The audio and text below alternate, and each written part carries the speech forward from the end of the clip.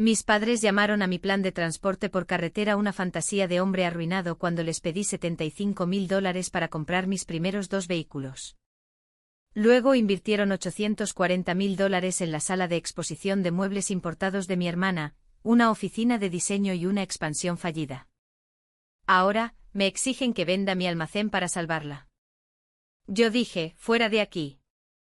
El primer camión que tuve tenía 212.000 millas cuando firmé el título en un lote cerca de la Ruta 9.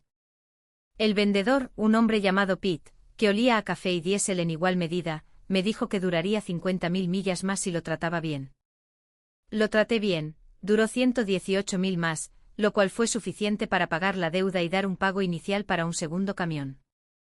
Mis padres nunca vieron ese camión. Nunca vinieron al lote, nunca pidieron subir, nunca me vieron meterlo en mi primer muelle de carga a las 4 de la mañana, un miércoles de enero, cuando la temperatura era de 9 grados y mis manos temblaban dentro de mis guantes. Compré un atlas de carreteras en la gasolinera de enfrente del lote esa semana, un Rand McNally encuadernado en espiral, con una mancha de café en la portada del mostrador, y marqué mi primera ruta con rotulador amarillo. Un circuito de 340 millas, desde el distrito de almacenes hasta una fábrica de papel en Coloulton y de regreso. Ese atlas ha estado en la guantera de cada camión que he conducido desde entonces. 6 años antes de aquella mañana en la Ruta 9, me senté en la mesa del comedor de mis padres y pedí $75.000. Había 5 personas en la habitación, mi padre, Vernon, 63 años ahora, pero 57 entonces, agente de seguros jubilado. Un hombre que había pasado 30 años calculando riesgos para otras personas y no pudo calcularlos para sus propias hijas. Mi madre, Della, 61 ahora, cajera de banco jubilada que administraba 2 unidades de alquiler y sabía exactamente cuánto valía $1 y a dónde iba cada uno. Mi hermana Led, 36 ahora, 30 entonces, que se sentó frente a mí con las manos cruzadas y la mirada en el mantel. Mi tío Stuart, hermano de Vernon, 59 ahora, que había subido desde la costa porque Vernon dijo que era una cena familiar, y yo, Ramona, 27 años, sin CDL, sin contratos, sin clientes. Y un plan de negocios que había escrito en un cuaderno en espiral durante 3 semanas de noches después de mi turno en un centro de distribución. Les dije que quería comprar 2 camiones usados, contratar a un conductor y comenzar una empresa de transporte de carga que diera servicio al corredor industrial entre nuestra ciudad y la costa. Había identificado rutas, calculado el precio del combustible, mapeado los muelles de carga y calculado el costo inicial hasta el último dólar. Vernon escuchó con los brazos cruzados. Cuando terminé, habló durante unos 45 segundos y fue suficiente. Una empresa de transporte por carretera. Mi hija quiere conducir camiones para ganarse la vida. No tienes una licencia de conducir comercial. No tienes clientes. No tienes un solo contrato en papel. Tienes una fantasía que pertenece a un hombre arruinado en un bar, no a una mujer de 27 años sentada en mi mesa pidiendo $75.000.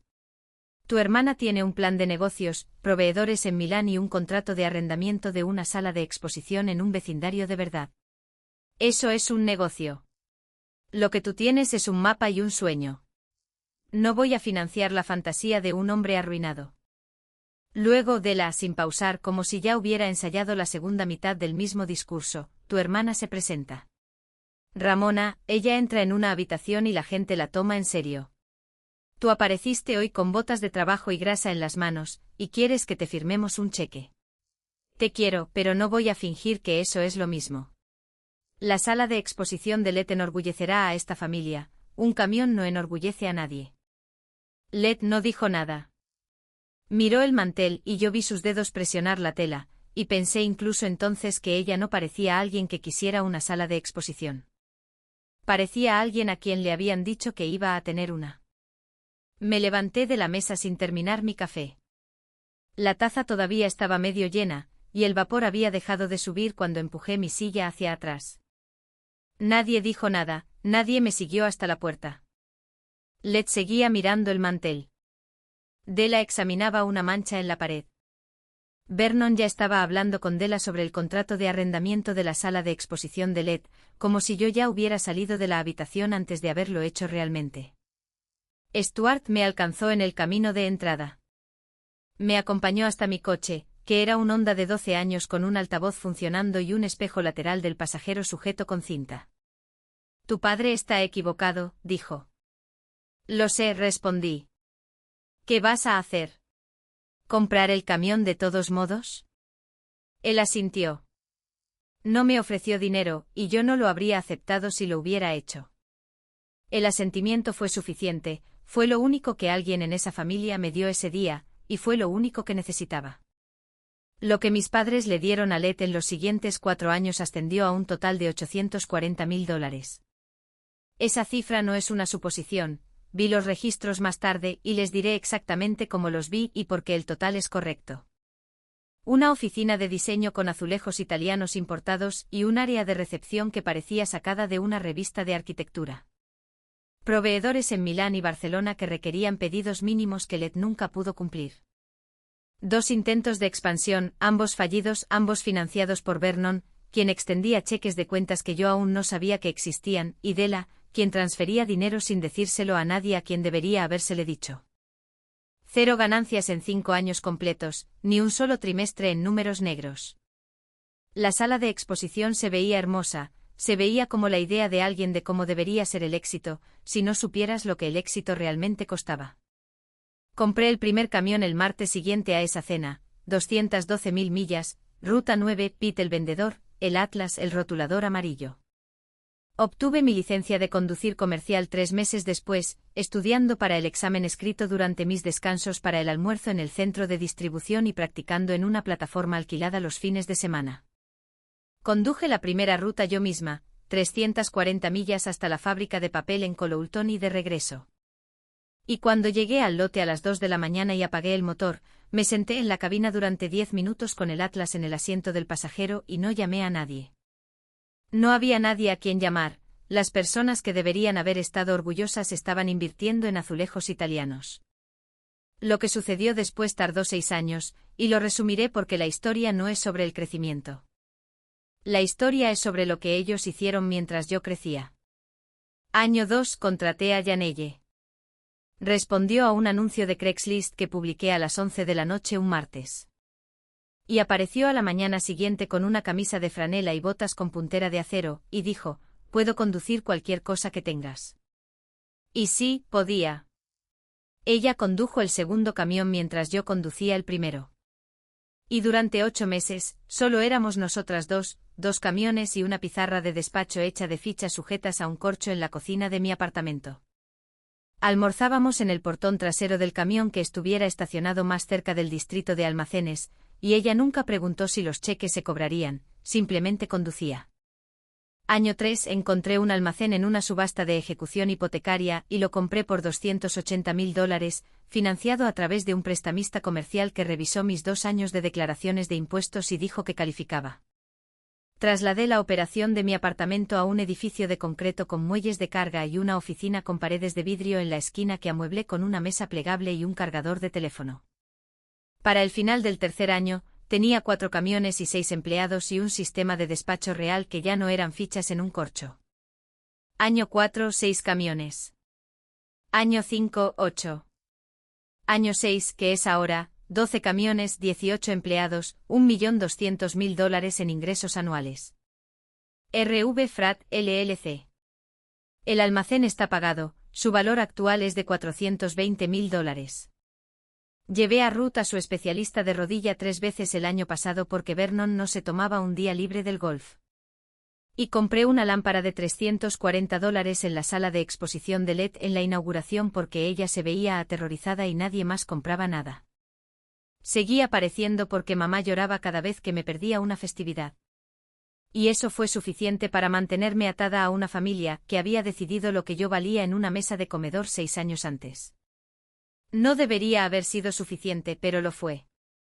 Hace 6 meses, en silencio y sin anuncio, mi abogado transfirió la escritura del almacén a la LLC. Había estado escuchando comentarios de Della de que la sala de exposición de LED estaba en problemas. No sabía qué forma tomaría el problema, o qué intentarían hacer mis padres al respecto, pero había pasado 6 años construyendo algo sin su ayuda, y quería asegurarme de que no pudieran quitármelo sin mi consentimiento. El registro de la LLC fue una precaución, resultó ser el documento más importante en esta historia. Si esta historia te parece familiar, si alguna vez te dijeron que tu plan no valía la pena por las personas que se suponía que debían creer en ti primero, quédate con. Contamos la historia completa cada semana. La sala de exposición de LED cerró 2 meses antes de que todo lo demás sucediera. El cierre fue silencioso, sin anuncio, sin venta final. El propietario cambió las cerraduras y el sitio web se oscureció. Y ese fue el final de 5 años y de cada dólar que mis padres habían invertido en ella. LED me llamó una vez, aproximadamente una semana después de que cerraran las puertas. Dijo 7 palabras: siento haber tomado todo lo que tenían. No supe qué decir a eso, así que no dije nada. Y después de unos segundos colgó. Esa fue la última vez que hablamos antes de la confrontación. El propietario, sin embargo, no había terminado con la situación de LED. El contrato de arrendamiento comercial de LED tenía 14 meses restantes a razón de $8.400 por mes, lo que significaba $117.600 de alquiler aún adeudados por una sala de exposición cerrada. Vernon había garantizado personalmente ese arrendamiento hace 4 años, cuando LED lo firmó. La garantía era su firma, su crédito, su responsabilidad. El propietario le envió a Vernon un aviso formal: usted firmó la garantía. El inquilino ha incumplido. Usted debe el saldo. Vernon no tenía esa cantidad de dinero. Después de 5 años de financiar la sala de exposición, su cuenta de jubilación contenía $180.000 y las unidades de alquiler de Della generaban lo suficiente para los gastos de vida, pero nada más. Necesitaban una suma grande y rápida, y el único activo de la familia que podía producirla era un almacén en el corredor industrial que su otra hija había comprado con dinero que nunca le dieron. Ahí fue donde Della cometió el error. Estaba enviándole mensajes de texto a LED, instruyéndola sobre qué decir cuando llegara el momento de pedirme el almacén. Habían estado planeando esta conversación durante días, repasando guiones, decidiendo el mejor enfoque. Della escribió: dile que le pagarás con las ganancias de la sala de exposición. Esa es la frase. No menciones la cuenta familiar. Y lo reenvió a la hermana equivocada. La lista de contactos alfabetizaba nuestros nombres con una posición de diferencia. Y Della, que había pasado 30 años manejando el dinero de otras personas en un mostrador de banco sin un solo error de procesamiento, tocó el nombre equivocado. Un contacto, un error, 30 años de precisión deshechos por el autocorrector. Lo leí a las 3:47 de la tarde en mi camión, en el arcén de la Ruta 9, regresando de una confirmación de entrega en la fábrica de papel. Estaba sentada en la cabina con la ventanilla un poco abierta, el motor al ralentí, mirando un mensaje de texto que nunca estuvo destinado a mí. 2 palabras al final que nunca había escuchado antes: cuenta familiar. Lo leí 3 veces, cada vez las mismas 2 palabras pesaban más: cuenta familiar. Nadie me había mencionado nunca una cuenta familiar, ni Vernon, ni Della, ni LED. En 33 años de ser parte de esta familia, a través de vacaciones, graduaciones, funerales y la cena donde me dijeron que mi sueño no valía nada, nadie había mencionado la existencia de una cuenta familiar. Saqué el atlas de la guantera, lo abrí en la primera página, la que tenía la ruta resaltada en amarillo, desde el almacén hasta Coloulton.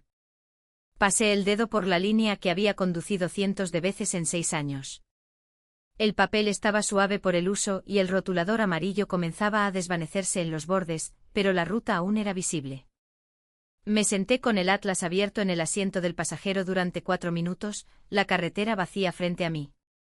Casi llamo a Della en ese mismo instante. Mi pulgar estaba sobre su nombre y el mensaje reenviado aún brillaba en la pantalla, pero el atlas estaba a mi lado, y el rotulador amarillo seguía brillante en la ruta que había conducido sin un centavo de su dinero. Y pensé en cada milla que había registrado en esa carretera, y en cada factura que había pagado, y en cada conductor que había contratado con un flujo de caja que construí de la nada. Dejé el teléfono y llamé a mi abogado. Hay una cuenta familiar de la que nunca me hablaron, dije. Mi abuela la abrió. Creo que mi nombre está en ella. Necesito que averigüe qué pasó con el dinero. Mi abogado me pidió que le reenviara la captura de pantalla del texto. Lo hice. Dijo que presentaría una solicitud formal de registros a la institución financiera como representante de un titular de cuenta nombrado, lo cual era un procedimiento estándar, y que tardaría de 5 a 10 días hábiles. Le dije que esperaría. 7 días después, mi abogada llamó. Los registros habían llegado de la institución financiera.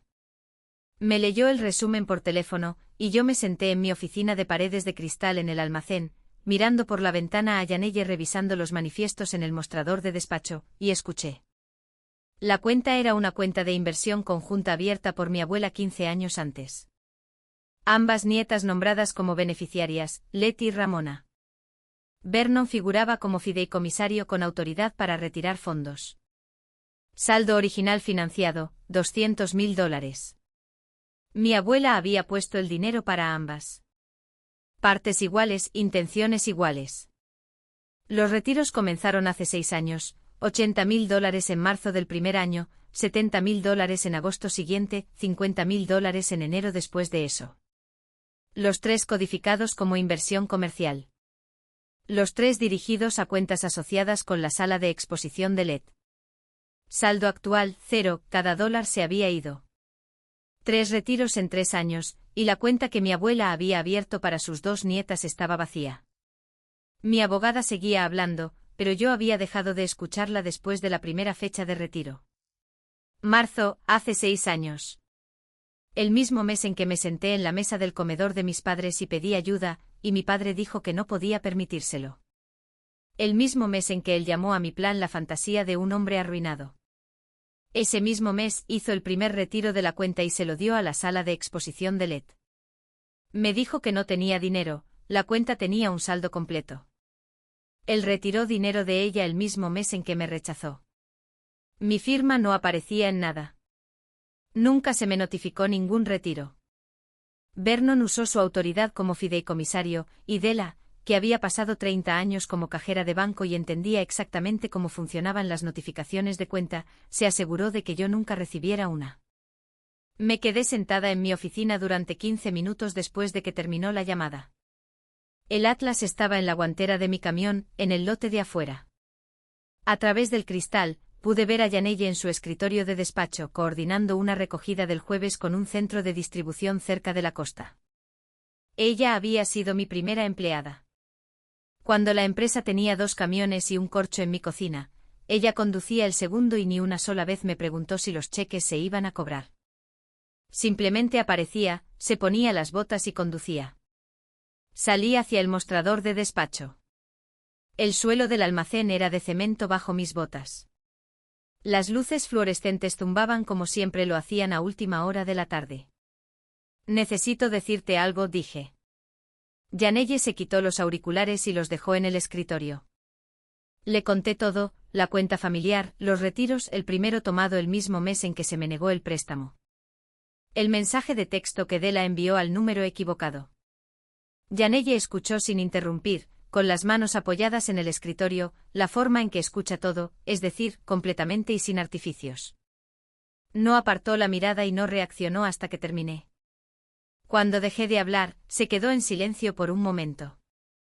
Luego dijo: construiste esto de la nada y te robaron mientras lo hacías. Los camiones todavía están aquí. Yo también. ¿Qué necesitas que haga? 5 palabras en medio de eso importaron más que cualquier cosa que mis padres hubieran dicho en 6 años. Los camiones todavía están aquí. Yanelle no me abrazó. No me dijo que lo sentía. Me preguntó qué necesitaba, de la misma manera que me había estado preguntando desde el día en que respondió a un anuncio de Craigslist, y apareció con franela y botas con puntera de acero. Ese fue su momento, y fue suficiente. Mi abogada redactó 2 documentos. El primero era una carta de demanda por el saldo total de la cuenta más intereses legales a Vernon como fideicomisario, citando incumplimiento del deber fiduciario y retiro no autorizado de una cuenta conjunta. El segundo era una orden de cese y desistimiento, que instruía a Vernon y Della a detener todo contacto relacionado con la venta del almacén y advertía que futuras demandas serían tratadas como acoso. Ambos documentos fueron finalizados y listos para la entrega en 5 días. Casi conduzco hasta su casa esa noche. Tenía mi camión en marcha en el estacionamiento del almacén, el Atlas en el asiento del pasajero. La dirección que no había visitado en 2 años, permaneciendo en mi memoria como una ruta que aún podía conducir a ciegas. Pero Yanelle me había enviado un mensaje de texto a las 9 de la noche, carga del jueves confirmada. Ruta 9, tu favorita. Y me senté en el lote y me di cuenta de que la compañía no dejaba de funcionar porque mi padre me había robado. Seguía adelante. Las cargas seguían llegando. Los camiones seguían rodando. Así que yo seguí adelante con ellos. Necesito decirles algo sobre Led porque la historia cambia aquí. 2 meses antes, cuando llamó y dijo, lo siento, me llevé todo lo que tenían, lo interpreté como una admisión de culpa. Una mujer que había recibido cada dólar que mis padres pudieron encontrar y lo había quemado. Pero después de que llegaron los registros de la cuenta, escuché la frase de manera diferente. Ella no dijo, lo siento, construí esto. Dijo, me llevé todo lo que tenían, no una obligación de propiedad. No se estaba disculpando por su negocio, se estaba disculpando por tomar algo que nunca quiso. Recordé la cena de hace 6 años, Alet en la mesa con las manos cruzadas y los ojos en el mantel. No habló cuando Vernon dio su discurso sobre la fantasía de un hombre arruinado. No sonrió cuando Della habló de que la sala de exposición enorgullecería a la familia. Se sentó con los dedos presionando el mantel, y lo había notado incluso entonces, incluso a través de mi propia ira, que parecía alguien preparándose para una tarea, no alguien celebrando una oportunidad. Llamé a la hermana de Yanelle, quien había trabajado brevemente en la sala de exposición 2 años antes como asociada de ventas. Contestó al segundo timbrazo y confirmó lo que había sospechado desde esa cena. Led lo odiaba. Dijo que quería enseñar diseño de interiores en el colegio comunitario, tenía el portafolio para ello. Tu padre eligió a los proveedores. Él eligió la ubicación de la sala de exposición. Él eligió ambos planes de expansión y le dijo a Led cuándo firmar. Cuando la primera expansión fracasó, ella fue a la casa de tus padres y le dijo que quería cerrar el negocio y solicitar un puesto de profesora. Él dijo que no. Dijo que la familia había invertido demasiado. Dijo que ella lo avergonzaría. El giro fue este: Vernon no financió a la hija en la que creía. Financió a la hija que podía controlar. Led firmaría lo que Vernon le pusiera delante. Aceptaría los proveedores que él eligiera y los planes de expansión que él diseñara, y el contrato de arrendamiento comercial que él garantizó personalmente. Era manejable. Yo no lo era. Había aparecido en su mesa de comedor con un cuaderno en espiral y había pedido dinero para comprar camiones. Y cuando él dijo que no, fui y compré los camiones de todos modos. Ese era el problema. No el transporte, no la CDL, no las botas de trabajo ni la grasa en mis manos. El problema era que no necesitaba su permiso. Y lo demostré el martes después de la cena cuando firmé el título de un camión con 212.000 millas y nunca miré hacia su mesa. El dinero nunca fue una inversión en Led, fue un monumento al gusto de Vernon, construido con el nombre de su hija en la puerta y la herencia de su otra hija dentro de las paredes. En los días previos a la confrontación, Della me llamó 2 veces, 3 días antes, 2 días antes. Dejé que ambas llamadas fueran al buzón de voz y no escuché ninguno de los mensajes. Luego silencio. Cuando los padres dejan de llamar después de 2 intentos, significa que han pasado de pedir a presentarse. Conocía el patrón de 20 años de observar a Vernon operar, pedía, luego insistía, luego aparecía. El silencio después de la segunda llamada significaba que la aparición estaba por venir. Le dije a Yanelle el lunes por la tarde, vienen al almacén. Ella me miró por encima de su escritorio de despacho. ¿Cuándo? Me metí el atlas en el bolsillo de mi chaqueta. Me ajustaba a las costillas como siempre, la encuadernación en espiral presionando a través de la tela. Podía sentir el peso, que no era mucho, pero era suficiente. Si has seguido esta historia desde el primer camión. Cada semana, la historia completa. Martes por la tarde. Estaba de pie en el muelle de carga, revisando una factura de combustible con uno de mis conductores, cuando vi el coche de Vernon entrar en el estacionamiento del almacén. Un sedán plateado, el mismo que había conducido durante 8 años, el mismo que conducía al campo de golf 3 veces a la semana mientras yo llevaba a su esposa a su especialista de rodilla. Della estaba en el asiento del pasajero, sosteniendo una carpeta en su regazo. Aparcaron cerca de la puerta del muelle y se sentaron en el coche un momento antes de salir. Los observé a través de la abertura del muelle.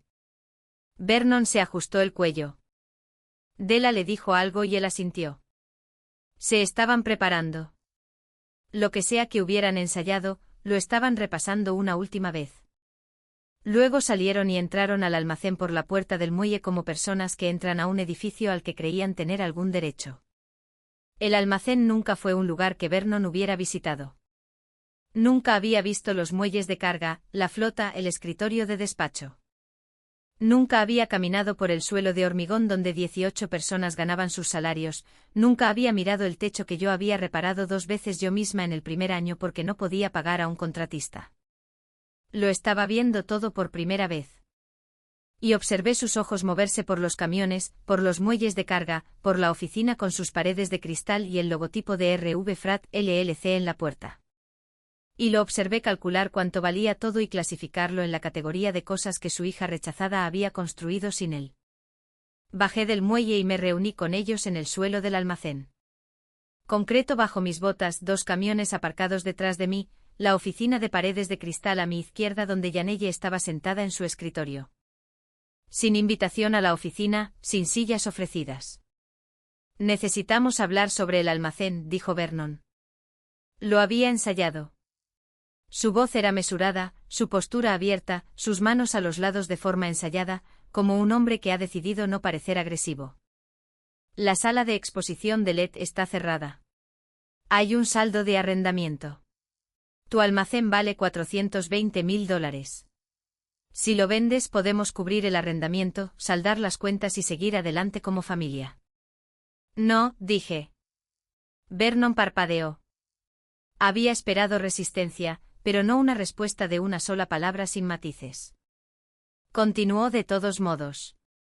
Ramona, esto no se trata de lo que pasó hace 6 años. Esto se trata del presente. Tu hermana está en problemas. Tu madre y yo estamos en problemas. Te estamos pidiendo ayuda. Della abrió la carpeta.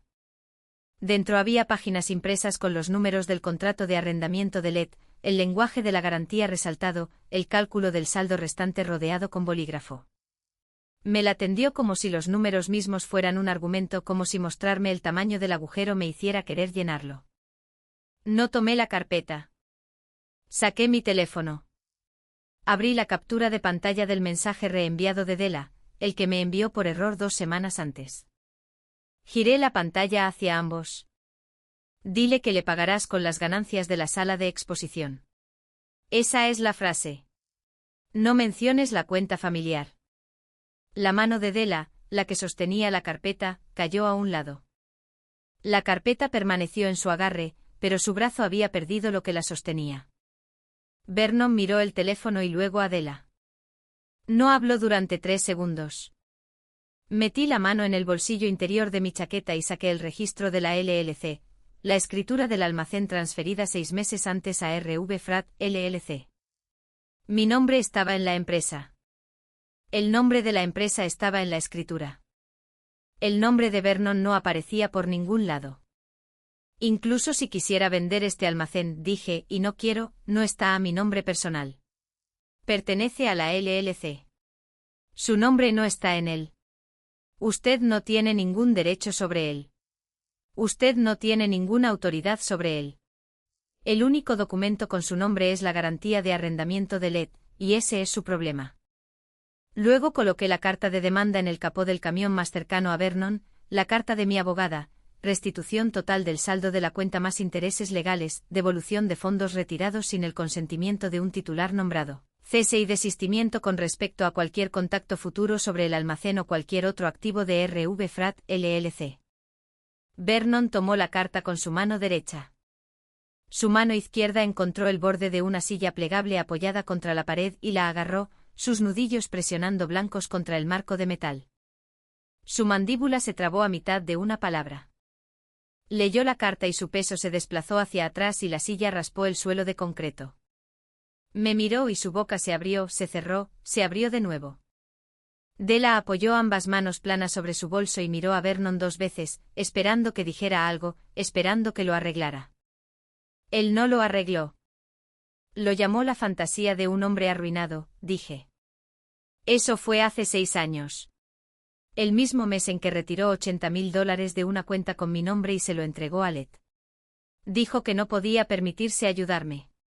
Tenía $200.000 en una cuenta que mi abuela abrió para ambas, y drenó cada dólar en el transcurso de 3 años. Nunca se me notificó un solo retiro. Mi firma no aparece en nada. La mano de Vernon, todavía en la silla, temblaba. Le dio todo a Led, una oficina de diseño, proveedores que no podía pagar, expansiones que no pidió. Ella nunca quiso la sala de exposición, papá. Usted la quería porque los muebles eran respetables y el transporte por carretera no. Le construyó un negocio que ella nunca pidió con dinero que era en parte mío. Y cuando fracasó condujo hasta el negocio que yo construí sin usted y me pidió que lo vendiera. Me volví hacia Della. Usted me envió ese mensaje de texto por error.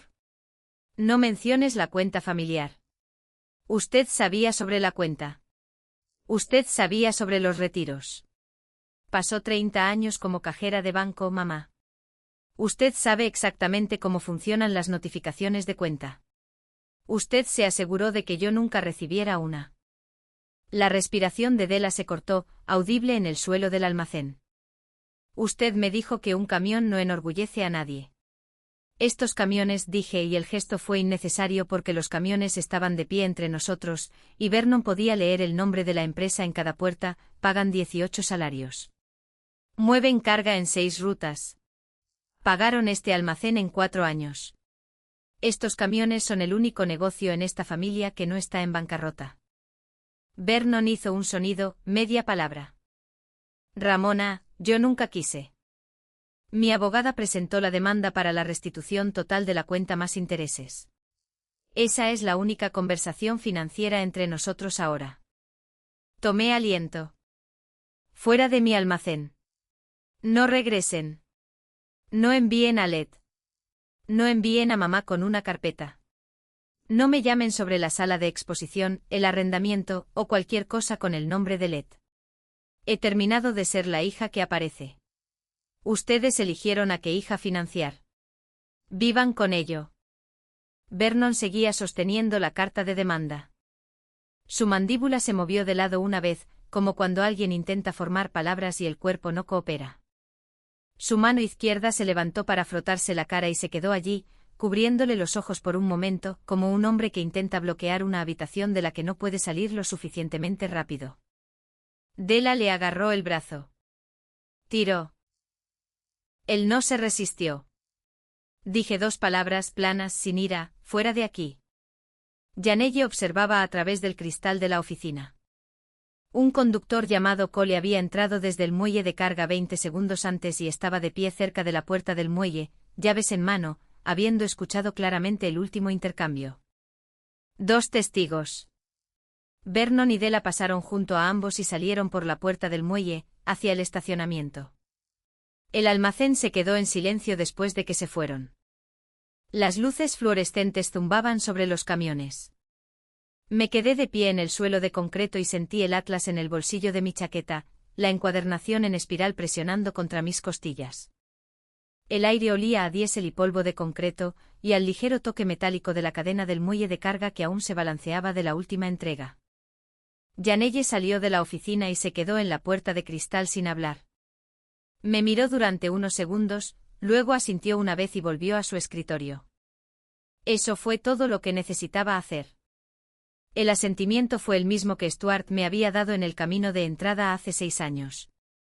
Significaba lo mismo, tienes razón y estoy aquí, y nadie necesita decir nada más al respecto. Me quedé de pie en el suelo del almacén por otro minuto, entre los camiones, mirando la puerta del muelle por donde Vernon y Della habían salido. Luego volví al trabajo. Había manifiestos que revisar, una entrega del jueves que programar y una factura de combustible que firmar. Y la empresa no se detuvo porque mis padres acababan de salir de un edificio al que nunca debieron haber entrado. 3 días después, Stuart entró en el lote. El hermano de Vernon. Entró al almacén como entra a todo, es decir, directamente y sin ceremonias, y dijo, tu padre me pidió que viniera a hacerte entrar en razón. Saqué mi teléfono y le mostré el mensaje de texto reenviado. Luego le entregué los registros de la cuenta que mi abogada había compilado, los 3 retiros, las fechas, las cantidades, el saldo cero. Stuart se sentó en una caja de envío cerca del mostrador de despacho y leyó cada página. Se tomó su tiempo, 6 minutos, quizás 7. Janelle observó desde su escritorio, pero no dijo nada. Cuando levantó la vista, su rostro había cambiado. La expresión con la que había entrado, la expresión de tío razonable, la expresión de vamos a arreglar esto, había desaparecido. En su lugar había algo más silencioso y menos cómodo. Tu padre no me habló de la cuenta, dijo. Lo sé, respondí. Stuart dejó los papeles en la caja. Se puso de pie y se arregló la chaqueta. Dile que el almacén está en una LLC. Dije que su nombre no está en él. Lo único con su nombre es la garantía de arrendamiento de LED. Ese es su problema, no el mío. Stuart asintió. Caminó hasta el estacionamiento sin decir nada más. Observé por la puerta del muelle cómo sacaba su teléfono y llamaba a Vernon. No pude escucharlo todo desde donde estaba, pero escuché la frase que importaba, déjala en paz, Vern. Estás equivocado. Se fue. No regresó. Y esa fue la última persona que Vernon envió a mi almacén. 2 semanas después de la confrontación, el propietario presentó una demanda civil contra Vernon por la garantía de arrendamiento, $117.600, el saldo restante completo del arrendamiento comercial de LED. Vernon recibió la citación en su buzón de correo, en la comunidad para mayores de 55 años donde él y Della vivían. Se quedó en el camino de entrada, con su camiseta de golf, leyendo el documento con la postura de un hombre que acaba de descubrir que el suelo en el que estaba parado no es tan sólido como el concreto del almacén de su hija. Lo llevó adentro y lo puso en el mostrador de la cocina, junto a la carta de demanda de mi abogada por el saldo total de la cuenta. 2 documentos legales, uno al lado del otro en el mismo mostrador donde él y Della desayunaban cada mañana. Responsabilidad combinada, $317.600. Su cuenta de jubilación contenía $180.000. Abrió una aplicación de calculadora en su teléfono, introdujo los números, cerró la aplicación, la volvió a abrir. Los números no cambiaban, no iban a cambiar. 3 semanas después de la confrontación, un sábado por la noche Vernon y Della fueron a su cena habitual en la casa club de la comunidad. Se sentaron en la mesa junto a la ventana, la que habían ocupado durante 4 años, y pidieron lo que siempre pedían. Una vecina llamada Marge, que me conocía porque mis camiones entregaban en el distrito de almacenes cerca de la planta de plásticos de su hijo todos los jueves, se inclinó por el divisor de la mesa. ¿Es cierto lo que oí sobre Ramona?, preguntó. Vernon dejó el tenedor, pero no respondió. Marge continuó y no preguntaba porque no estuviera segura, preguntaba porque quería que Vernon se oyera a sí mismo, sin que él respondiera. Esa chica construyó una empresa de transporte por carretera de la nada. Entrega en la planta de mi hijo todas las semanas. Él dice que es la transportista más fiable del corredor, ¿y ustedes quieren que venda su almacén para cubrir la tienda de muebles de su hija? Miró a Vernon durante 4 segundos, luego miró a Della durante 2 segundos más, y luego se volvió a su plato sin esperar una respuesta. 2 parejas en la mesa adyacente habían escuchado cada palabra. Terminaron sus comidas sin hablar con Vernon o Della. Se fueron sin decir adiós. Nadie fue cruel al respecto, nadie necesitaba serlo. Las sillas vacías al final de la noche dijeron todo lo que las palabras no. 10 días después de la confrontación, Led se sentó en su sofá, en el apartamento al que se había mudado después del cierre de la sala de exposición. Las llaves de la sala de exposición estaban en el mostrador de su cocina, devueltas al propietario la semana anterior. Su teléfono estaba en sus manos. Abrió un hilo de mensajes de texto con mi nombre y comenzó a escribir, no les pedí que lo hicieran. Miró las palabras, no estaban bien. Las borró. Escribió de nuevo, tenías razón sobre. Eso fue peor. Lo borró. Escribió una tercera vez, siento lo de la cuenta. Se quedó mirando la pantalla durante 40 segundos. El cursor parpadeó al final de la frase. Se imaginó a mí leyéndolo y luego se imaginó a mí no leyéndolo. Y luego se imaginó a mí leyéndolo y no respondiendo nada, lo cual era peor que cualquiera de las dos.